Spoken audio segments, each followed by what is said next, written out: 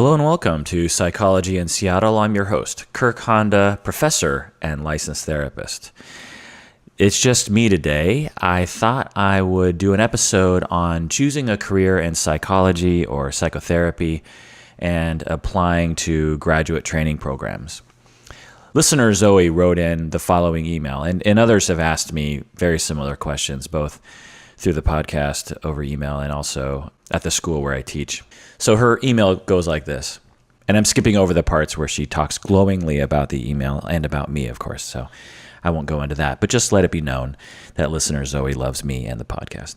Okay, I quote, "As I progress through the stages of preparing to apply, I find myself very afraid and discouraged. It's very odd to me, actually, because I'm not doubting that I want to do this work, but I'm also very unsure as to my suitability for it. I worry that I'm not capable of handling the emotional stress of other people and their suffering. I keep putting off the application process, thinking that I need to be more mature. I just graduated from college, I'm 22. But then I reproach myself a little for stalling and not moving forward in my life where I could." So she asks the following questions. My question is, how did you know you were ready to be a therapist? Did it take a lot of time to adjust to the demands of the job, or was it something you felt fairly comfortable with despite moments of stress?